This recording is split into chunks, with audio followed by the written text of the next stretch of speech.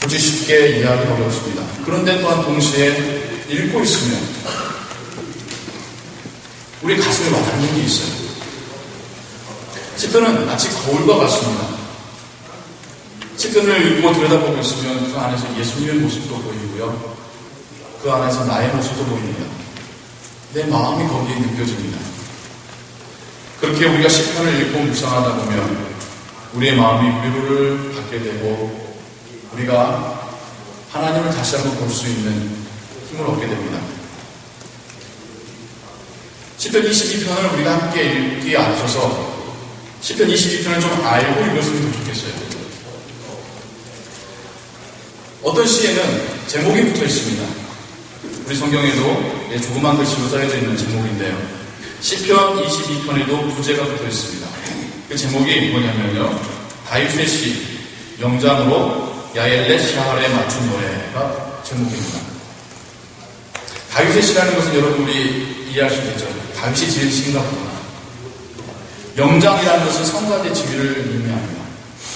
지금 무슨 말인고 하니 하나님을 예배하러 하나님을 제사하러 모인 그들이 말씀의 사역자인 제사장의 인도 아래 이것을 찬양으로서 기도로서 하나님께 올려드리는데 쓰임받았다라는 것이죠. 그 다음에 이제 어려운 말이 나옵니다. 단어가요. 얄렛샤. 발음하기 어려운데요. 이거는 어떤 의미냐면요. 곡조입니다.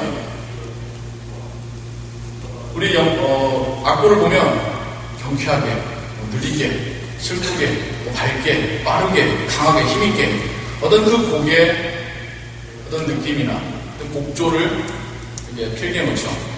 마찬가지입니다. 이 부분이 이 시는 이러한 느낌과 이러한 분위기 가운데 불려져야 된다라고 하는 곡조로서 기록이 됐습니다. 그러면 야일렛 샤할은 무엇인가? 새벽 암사슴이라는 뜻입니다. 굉장히 시적이죠. 이미지입니다. 시는 굉장히 이미지적입니다. 한번 여러분 상상해 보세요. 새벽녘에 밤새 기다렸던 그 사슴이 새벽녘에 새벽 이슬을 맞으며 빨리 동이 트기를 바라는 그 심정. 몸은 천근만근 지쳐있으나 하나님의 은혜가 햇살같이 비치길 바라는 뭔가 고요한 중에서 간절한 마음을 가지고 있는 그 심정. 그러다가 따뜻한 햇살이 이제 비치기 시작할 때에 몸에 힘이 돋고 다시 기쁨이 솟아서 움직이고 활동하게 되는 어떤 그 상황의 심정을 가지고 이 시편을 찬양해야 된다라고 하면서 이렇게 붙여진 제목입니다. 우리가 오늘 시편 22편을 같이 저와 함께 읽을 겁니다. 앞에 예배 슬라이드가 준비되어 있습니다.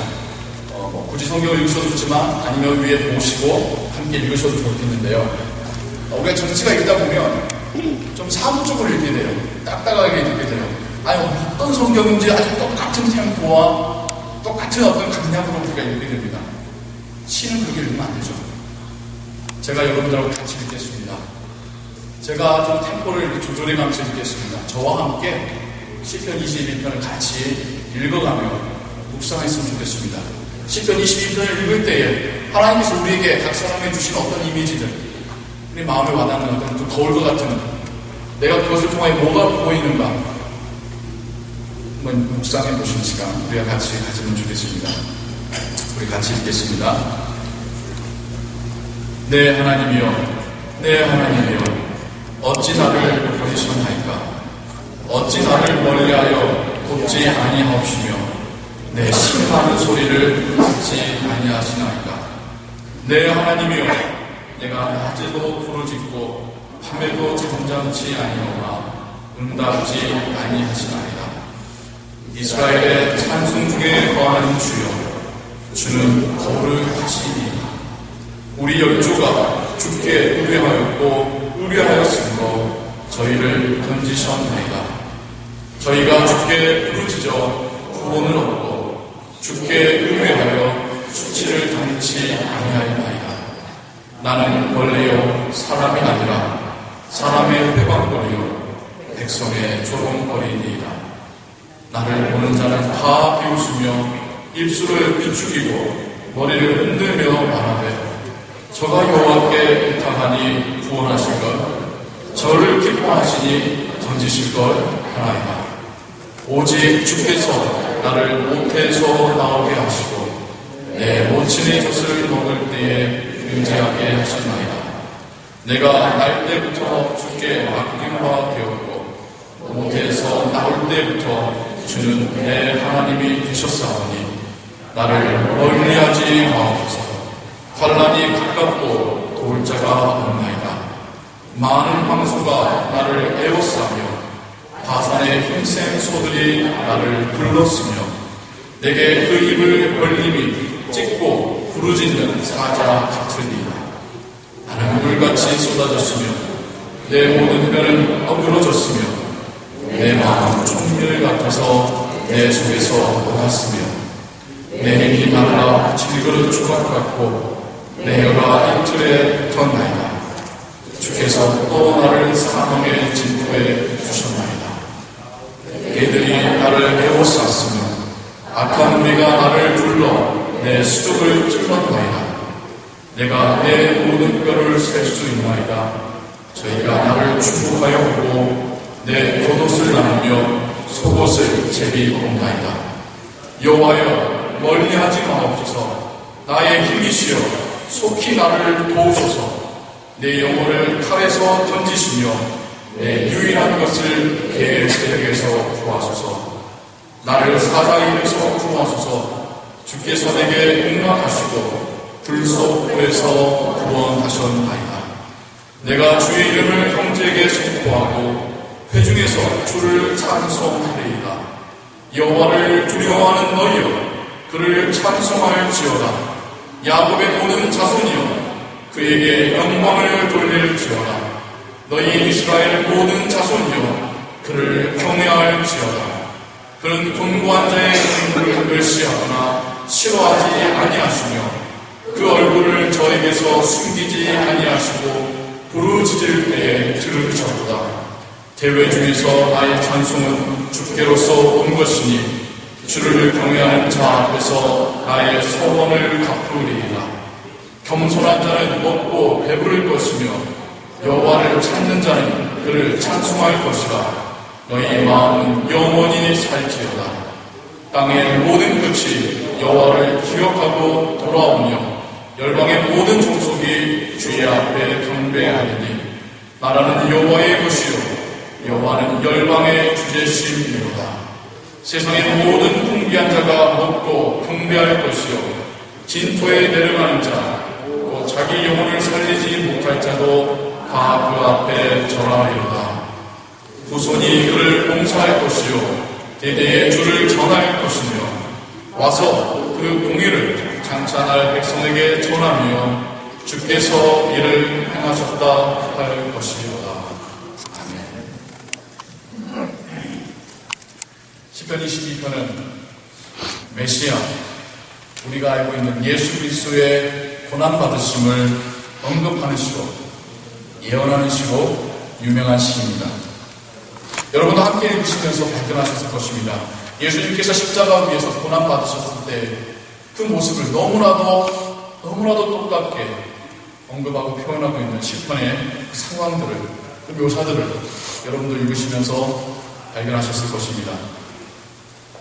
네, 시편 22편은 다윗이 지은 시입니다. 예수님이 죽으시는 그 모습 보고 제자들이 지은 시가 아니라 예수님이 오시기도 전에 다윗이라고 한 개인이 하나님 앞에 지어 올려드리는 기도이며 찬송입니다. 그래서 이 시를 이렇게 묵상하다 보면 여러 가지 질문들이 떠오르게 됩니다. 어떻게 다윗이 한참 후에나 있을 예수님의 그 고난받으심에 대하여 이렇게 눈으로 본 것과 같이 생생하게 기록을 하고 있을 것인가? 그럼 시편 22편에 나오는 이 고난받는 자의 모습은 다윗의 고난인가? 메시아 예수 그리스도의 고난인가? 다윗은 우리가 알고는 정말 성경 가운데서 힘든 때도 있었지만 대체적으로 승승장구하였던 좀 그런 왕이었는데 그가 언제 이렇게 고난을 받았었던 것인가? 여러 가지 질문들이 꼬리를 물고 생겨나게 되죠. 성경은 하나님의 영이 우리 인간에게 영감되어져서 기록된 글입니다. 그래서 다윗이 지은 시이지만 성령께서는 그 다윗의 그 시상을 통하여 우리에게 그 메시지를 주고 계십니다. 우리는 다윗이 하는 말을 듣는 것이 아니라 그 너머에 있는 하나님께서 우리에게 주신 메시지를 듣고 있는 것이죠. 다윗 개인에게도 어려운 순간이 있었을 것입니다. 우리가 다 알지는 못하지 않습니까? 온 마음이 달걀로 찢겨지는 것 같은 그런 고통이 있었을 것입니다. 정말 하나님께서 나를 왜 이렇게 내버려 두시는지 원망스러운 때가 있었을 것입니다. 그 상황 속에서 그는 하나님의 위로하심을 바라며 하나님께 그의 모든 마음을 쏟아내며 기도하고 있습니다. 이때 성령은 다윗 안에서 그의 마음 안에서 그의 시상 안에서 영감하시어 다윗에게만 내주시는 것이 아니라 그를 통하여 불려지는 찬양과 시를 통하여 우리에게도 메시지를 주고 계십니다. 다윗의 시편들을 우리가 이렇게 계속 읽어가다 보면요, 한 가지 공통된 사항들을 발견하게 됩니다. 많은 다윗의 시들이 나 이제 살만하다.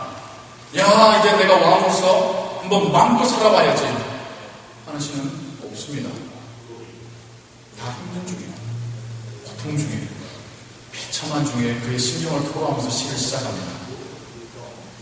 그런데요, 또 시들이 공통적인 게 시의 후반부에 가서는 변화가 생겨납니다. 끝까지 죽겠다, 내가 이렇게는 정말 못 살겠다 하면서 시가 끝나는 것이 아니라 그렇게는 시작했을지라도 시의 끝부분에 가서는 하나님이 진정 하나님이십니다. 하나님이 통치하시며 승리하실 것을 믿습니다. 아니, 이기셨습니다. 선포하며 시를 끝내고 있습니다. 그게 지금 오늘 우리가 읽은 시편 22편에도 마찬가지입니다. 이것이 바로 어떤 다윗의 시가, 다윗 개인의 시가 아니라 하나님께서 영감하시는 시라는 것을 우리에게 이야기해주고 있는 것이죠. 한 사람이 슬픔 가운데서, 애통함 가운데서, 억울함과 비참함 가운데서 시를 쓴다고 생각해 보십시오. 그게 얼마나 바뀌겠습니까? 얼마나 해소가 되겠습니까?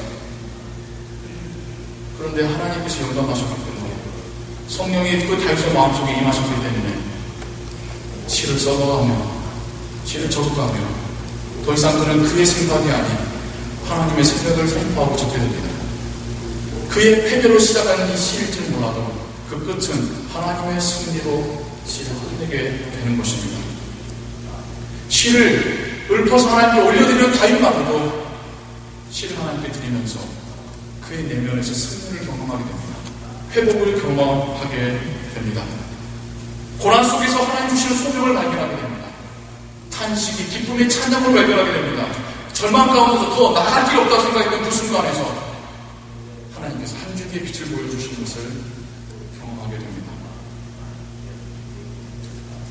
개인의 고난에서 시작했던 시는 마침내 하나님의 승리로 시를 마치게 됩니다.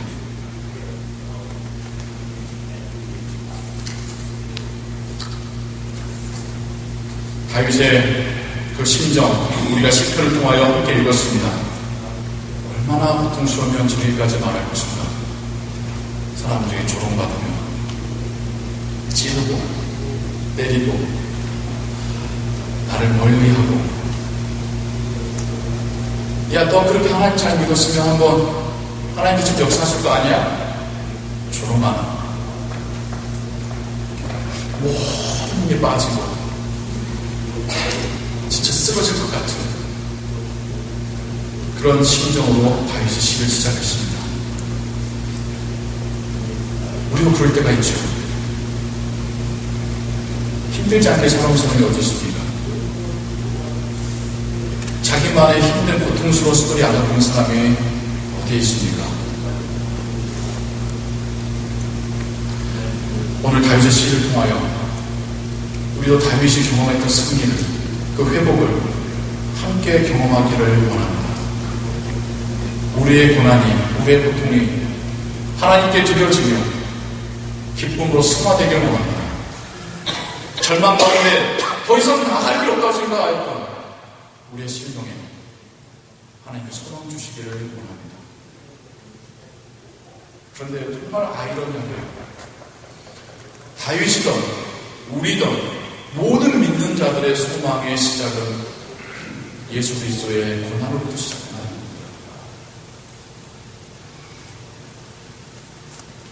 우리에게 은혜가 주어지기 위해서, 우리에게 회복되어지기 위해서 그 시작점에는 주님이 우리를 위하여 십자가에서 대신 고난 받으셨음이 시작이라는 것입니다.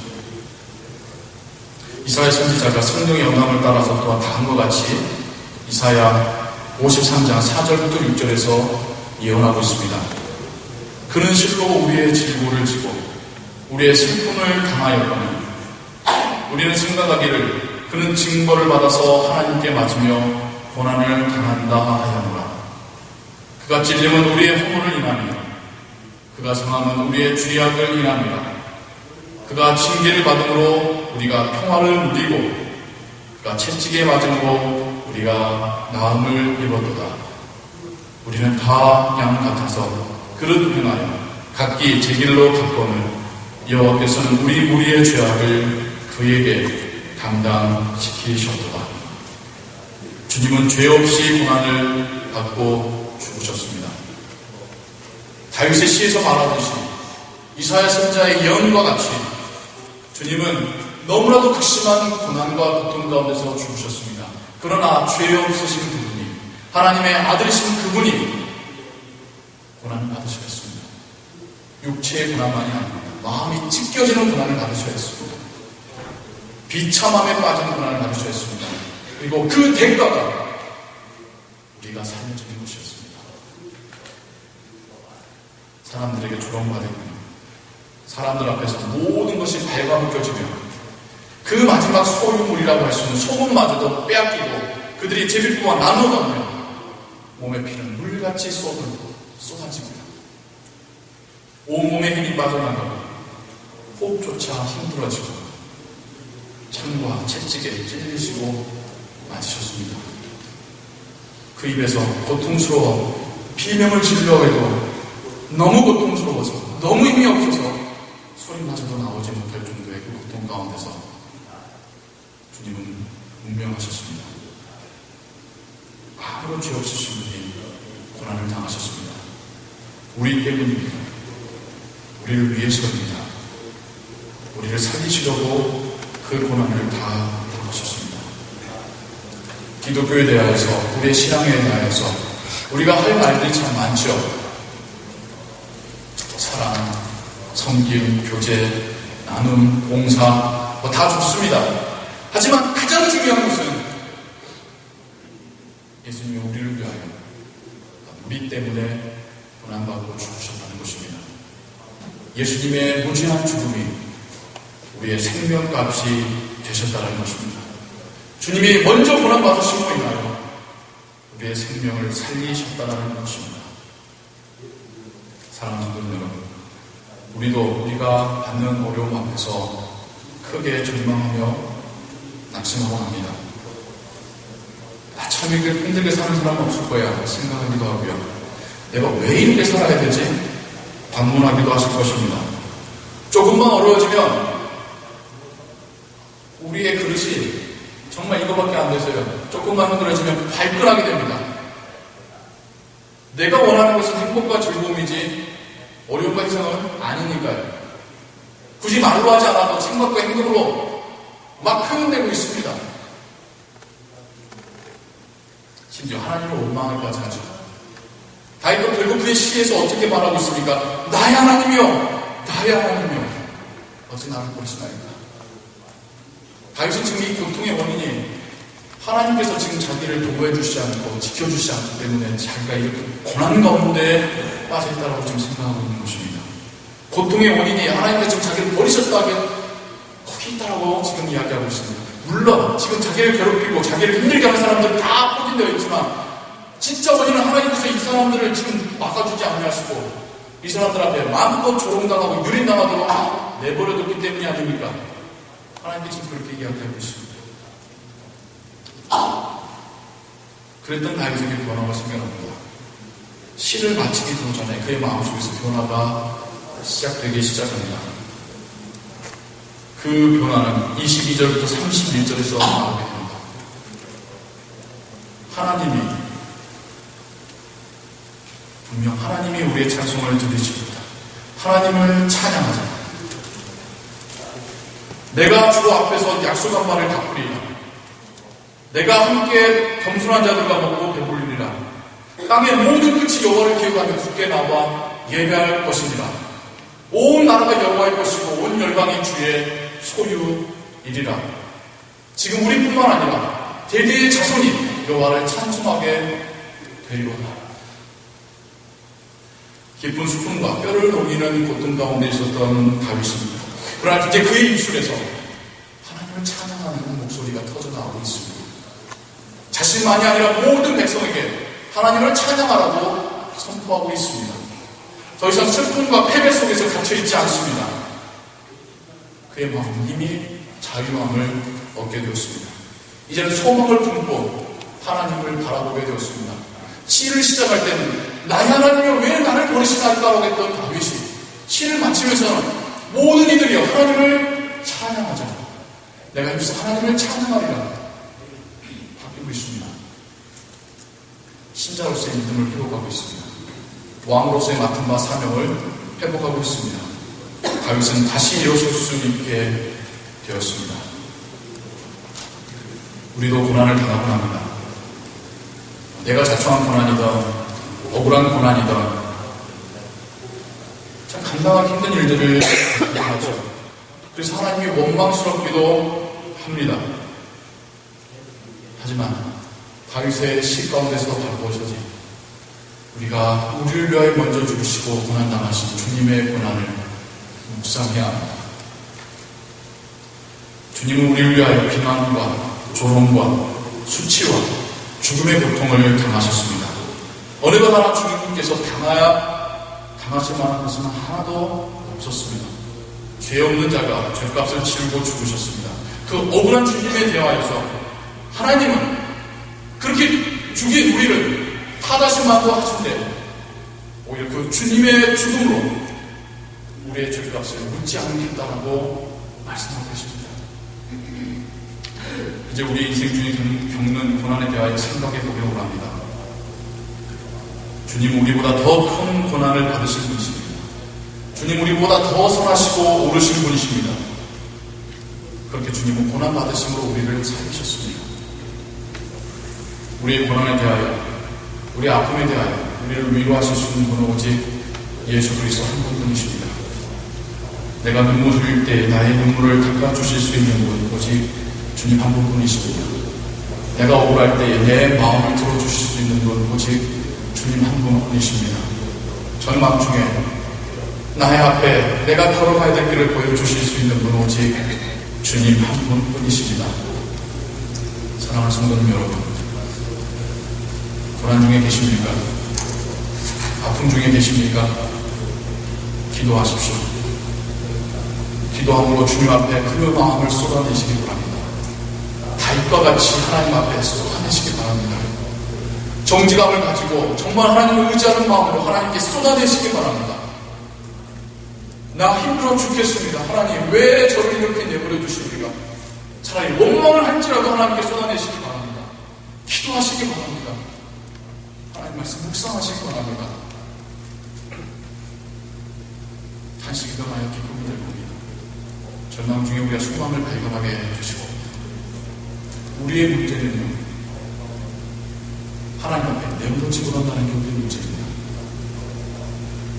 다윗도 그 힘든 지경 속에 있을 때라도 하나님 앞에 내어놓고 울부짖으며 기도할 때에 그의 심령에 성령이 역사하시오 그를 회복하시는 그의 입술에서 탄식이 아닌 찬양이 나오게 하신 역사가 있었는데 우리의 문제는 우리는 하나님 앞에 나오지 않습니다. 저도 신앙생활을 한다면 꽤 오래 했죠. 40년 가까이 하고 있습니다. 예전 같지 않아요. 힘들 때 교회로 달려오는 분들을 보기가 힘이 듭니다. 정말 예전에는 정말 힘들어지면 하나님께 엎드리고 기도했습니다. 기도로 안 될 것 같으면 금식이라도 했습니다. 그러다 가슴을 치며 애통이 하는 기도했었습니다. 그 기도 가운데 응답받고 위로받고 회복되어지고 기쁨을 회복하는 그런 사람들을 우리가 보아왔습니다.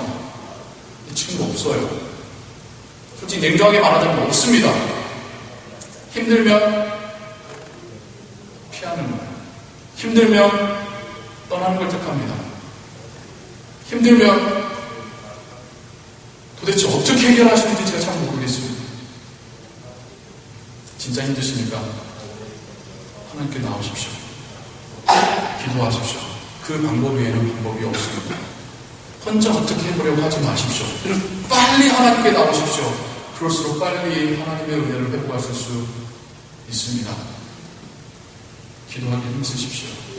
진짜 힘들다면 하나님께 내어놓으십시오. 다윗의 시가 우리의 찬양이 될 줄로 믿습니다.